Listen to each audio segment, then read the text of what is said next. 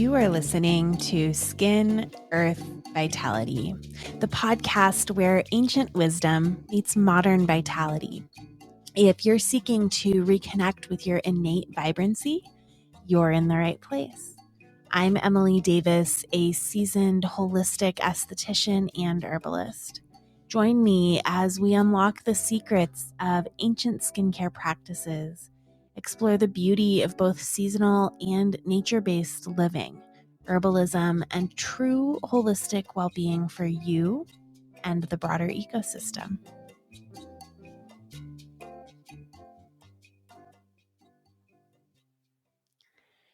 Welcome back. This is episode 13. Today, I want to have a nuanced conversation about essential oils. And I'm going to take a meta view of essential oils. I want to talk a little bit about the benefits of them. They are beneficial, but I also want to talk about some of the problems that are associated with essential oils. And my intention is for this to serve as like a demystification of the subject by providing both a balanced and informative discussion. I am going to talk about the different extraction methods of essential oils and why it's something that you as the consumer may want to pay attention to. I am going to obviously talk about what an essential oil is. I'm going to discuss sustainability issues that we may see with essential oils. I want to talk about their effect on our skin barrier. And then I'm also going to give 5 things that you should look for when purchasing an essential oil. This episode is for newcomers to essential oils or newcomers to living a more natural based lifestyle. I feel like essential oils are kind of the gateway drug for many people into a more natural based lifestyle. It's also for skincare enthusiasts who are interested in knowing more about the ingredients that they're putting on their body. And I know, of course, that I have many fellow practitioners, fellow estheticians out there listening. And so, of course, this is for you too, so that you can have a deeper understanding of the ingredients in the products that you're utilizing or the products that you are looking at. So, I think that essential oils are an interesting topic. When I was a kid growing up in the 90s, my mom was a naturopathic doctor and she would work a little bit with some essential oils here and there. And so we would like use them in the bath or utilize tea tree oil as an antiseptic. And they weren't super mainstream at that point, but fast forward to like 2009, 2010, we start to see this astronomical rise of these giant essential oil companies that were touting essential oils as the panacea and the only thing you're ever going to need for healing. And you definitely want to have a whole first aid kit for your family. And that has always felt a bit off to me. I deeply believe in the power of essential oils. I think they're amazing. But I think that with these large giants, it can get a bit fervent or a bit evangelical in the approach. And I'm all for passion. I feel deeply passionate about my message, about my mission. But I think maybe when there's this air of rigidity or dogmatic thinking, it makes my ears perk up a little bit. And it is a turnoff to me personally. Because, in my humble opinion, essential oils are a very helpful tool, but they are certainly not a cure all. And they play a very small part in my personal expansive list of plant medicine that I work with compared to all of the other things that I enjoy in my herbal apothecary. So I'll explain about more as to why in this episode. But at the same time, I've also noticed this interesting swing in the pendulum to the other side, where people, especially in the herbalism and skincare world, seem to be demonizing them. For example, there's a large skincare company. And I recently noticed on their website that they were really glorifying that they're not using barrier disruptive essential oils. And they have this whole marketing campaign around it, which I kind of chuckled at because they use a ton of other barrier disruptive ingredients if you look at their ingredient deck. And I feel like it's just another case of marketing based on skewed information, which is, of course, very rampant in the beauty industry. So I thought, why not do an episode about essential oils, talk about the nuance of them, and talk about why you may or may not want to avoid them in your skincare lineup. If you're listening to this and you're interested in an aromatherapy education, two courses that I highly recommend are the Aroma Head Institute and the Tisserand Institute.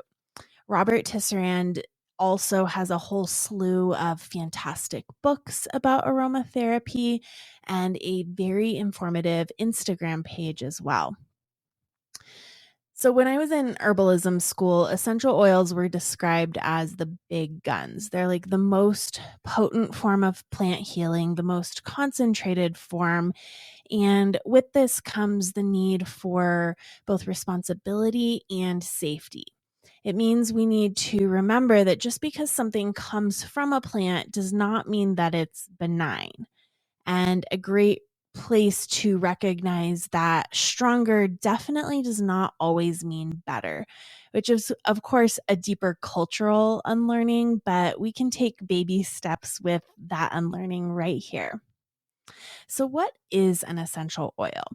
It's basically a highly, highly concentrated liquid that contains volatile aromatic compounds extracted from various parts of the plants. So, you can have an essential oil extract from the flower or the leaf, even the root, the seed. Volatile compounds are really tiny molecules that they're very light, and so they're very upward traveling. They easily evaporate at room temperature because they're so light, and this is why you always want to cap your essential oil bottles. And there's a couple of different extraction methods.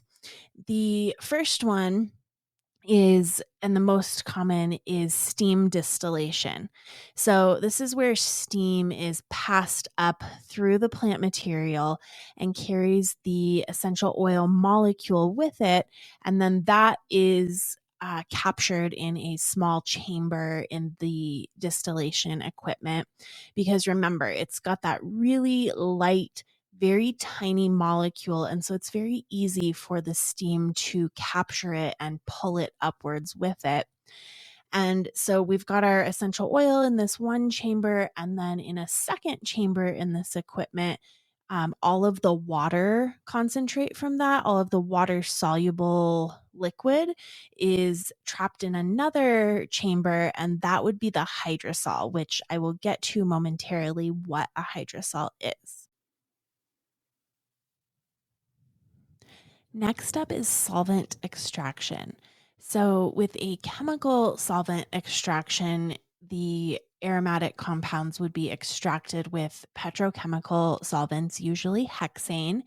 And then that's the first step. There's like a wax that's left over after the hexane is removed. And then there's a second phase where the aromatic compound needs to be separated from the wax, and they would use ethyl alcohol to filter it, and then they would take the alcohol out. However, both the hexane and the alcohol are often not completely removed. There's still going to be trace elements left there. And this is a what is called an absolute. And you would see it on a label as a rose absolute or a jasmine absolute. And absolutes are really cool because they're the most concentrated form of botanical fragrance, and they smell very close to the original plant. But because there are still those trace um, toxins left behind, they're really not great for use in skincare or for any type of therapeutic use, like putting in your kid's bath or applying to your feet or even diffusion. They are a great natural perfume and they're utilized in natural perfume making, but definitely try to avoid absolutes if you're purchasing this for any type of application to your body in a therapeutic way. So, next is another solvent extraction process, but this is going to be called supercritical CO2. And this is a solvent extract, but without toxic materials. It's much cleaner. This is something that I talked about extensively in my days of educating about cannabis extracts because it's a method that's utilized in the CBD industry often, also with coffee and many other products. Carbon dioxide is highly compressed to a point where it's not a gas or a liquid anymore, but instead it becomes this other state of matter called supercritical CO2. And so this supercritical CO2 is used at very high pressure and low temperatures to extract. And it's very common. You'll see if you're working with a great company who's super transparent, you will see this very often as an extraction method.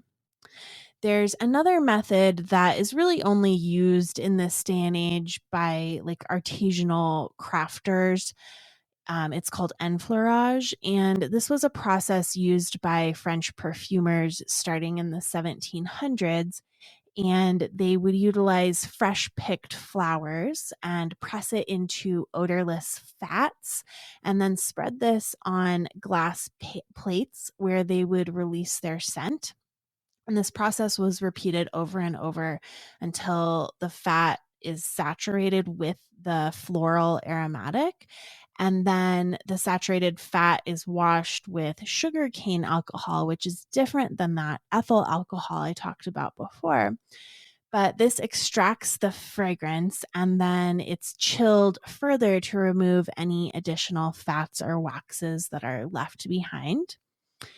So, those are the main extraction methods, which I just think is so interesting to know about. I love phytochemistry. I love understanding how, through different forms of alchemy, we can manipulate plant matter.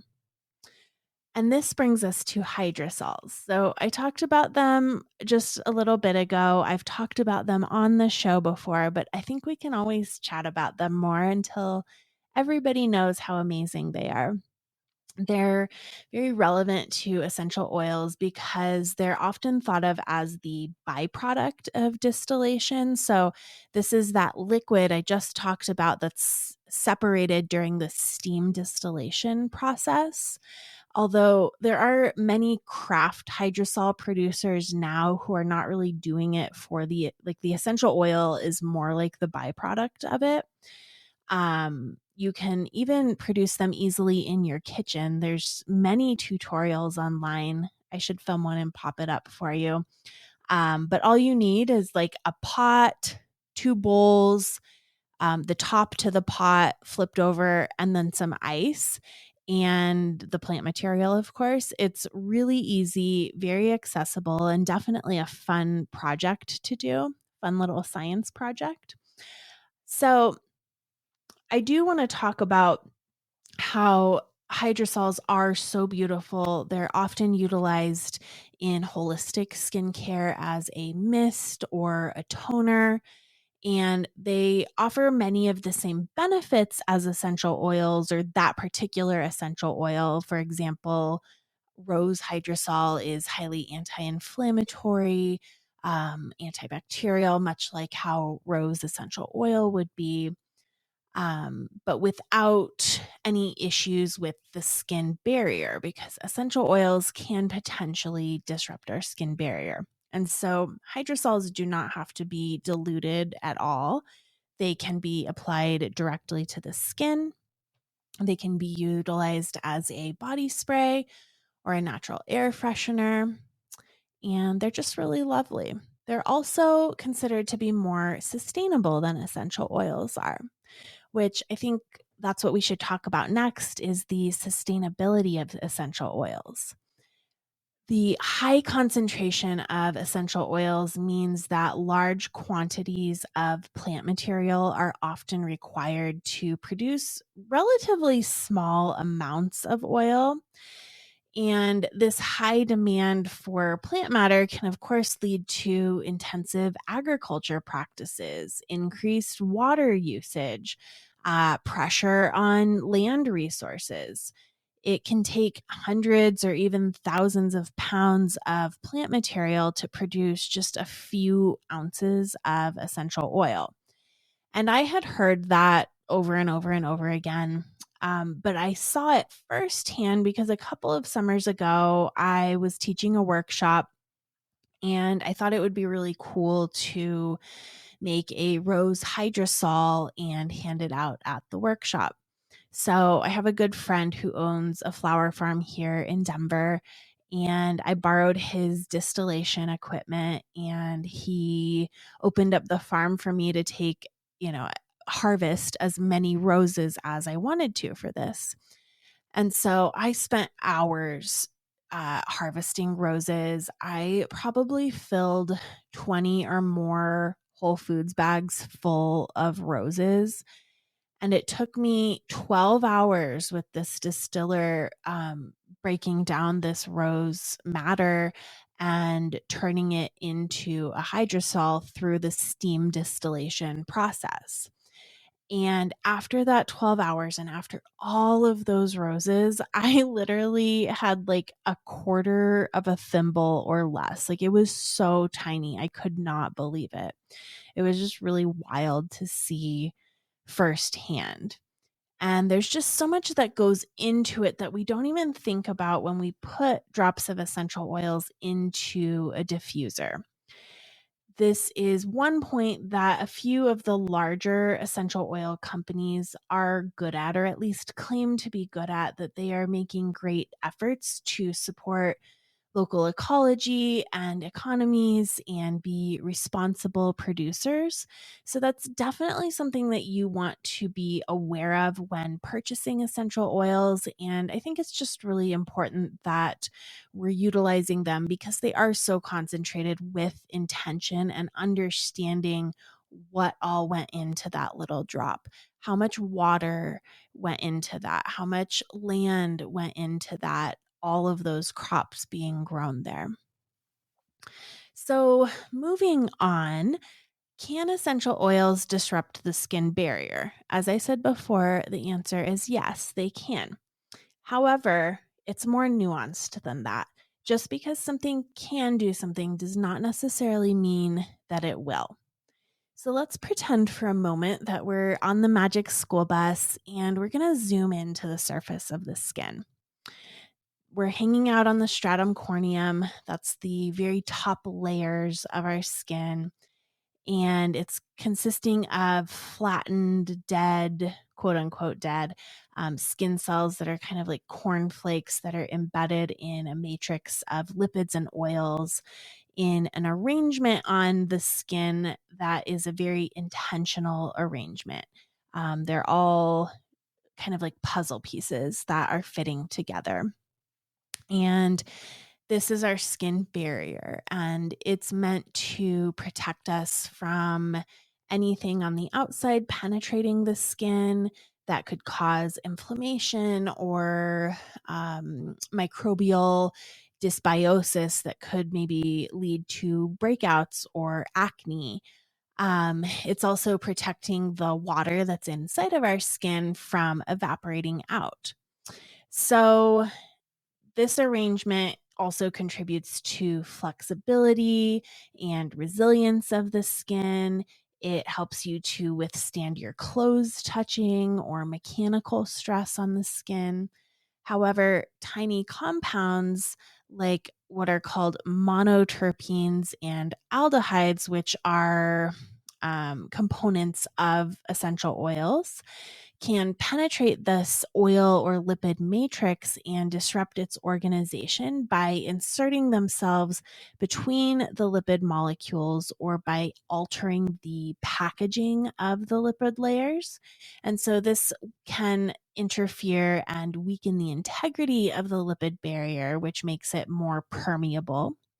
And then other compounds in essential oils can potentially have pro inflammatory effects on the skin, which will cause a domino effect, disrupting the barrier. And so, this is really good to know because if you already have a compromised barrier, if your skin is very sensitive, you may want to select products that are free of essential oils, or at least be aware of if your products have essential oils and if it is causing any disruption to your barrier. And I love my and also statements because and also, just because it can be barrier disruptive does not always mean that it will. When used properly and at appropriate dilutions, essential oils can offer a huge range of benefits. They can help to reduce inflammation. They can be very friendly for acne prone skin. They can be really supportive to hydration in the skin, all kinds of amazing benefits. So it's just really important that we are choosing companies that are what I like to call, or what one of the companies that I carry calls microdosing their essential oils. And that's just a nice word for saying highly diluting essential oils. Diluting an essential oil means mixing it with a carrier substance, typically a carrier oil like jojoba, almond oil, grapeseed, olive, is going to reduce the concentration before applying it to the skin.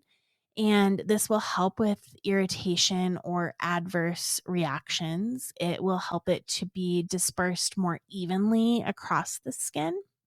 It will help to prevent evaporation of the essential oil and promotes greater sustainability because obviously you're going to be using less and stretching that bottle a little further.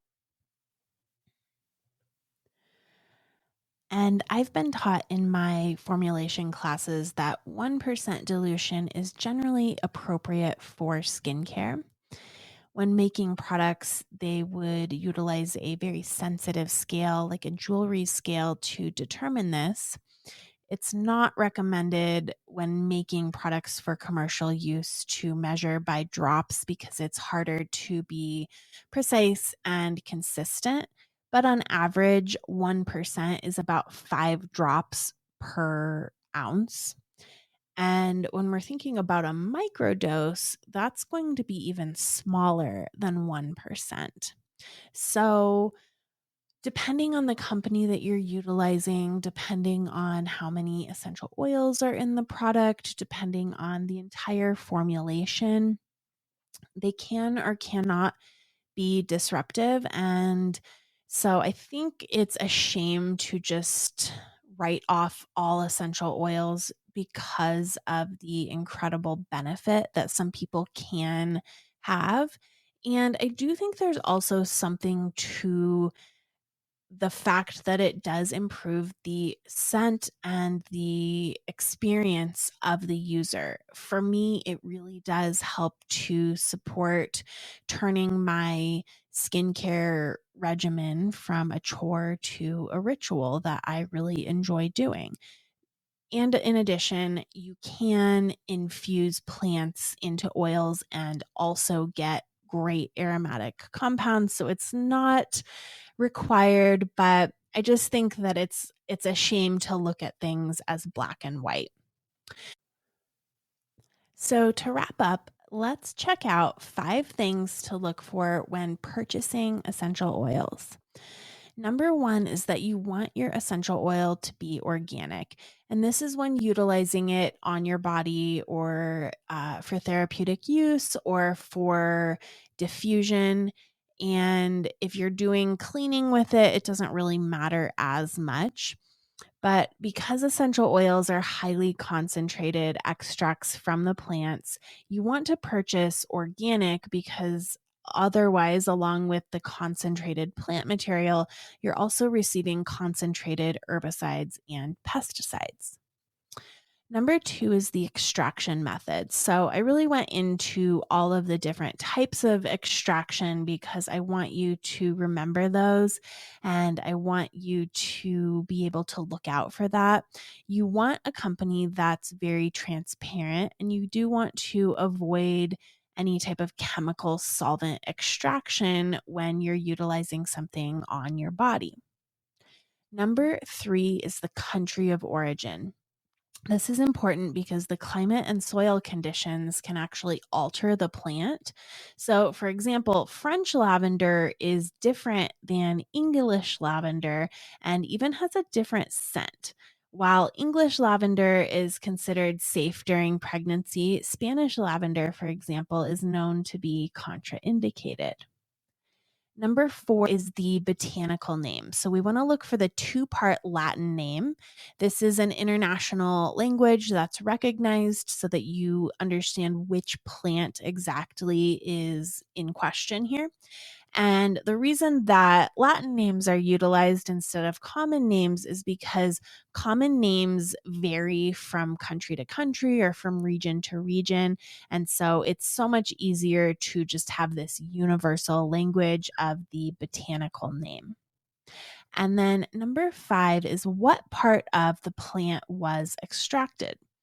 Which part has been extracted is so important because different plant parts have different chemical constituents and the benefits can vary.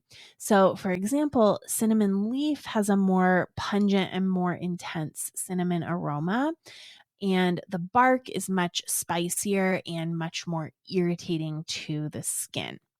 They also can have different energetics and can be used for different emotional purposes.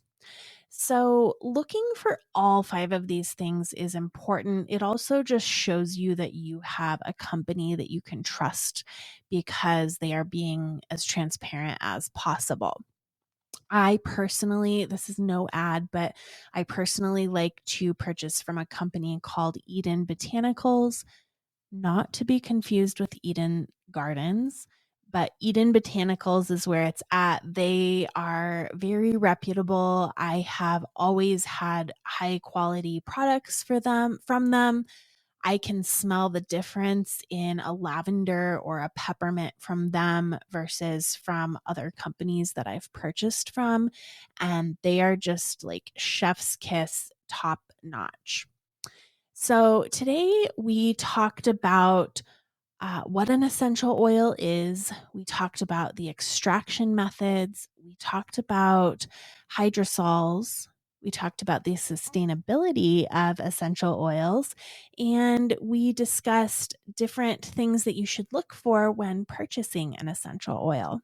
I hope that this was beneficial. And if it was, I would love if you would do me a favor and share it with a friend who could also benefit. Go ahead and subscribe so that you do not miss a single episode. And I'd also love if you would head over to either Apple Podcasts or Spotify and give me a 5-star review. It means the world. I'm so grateful for you spending your time with me.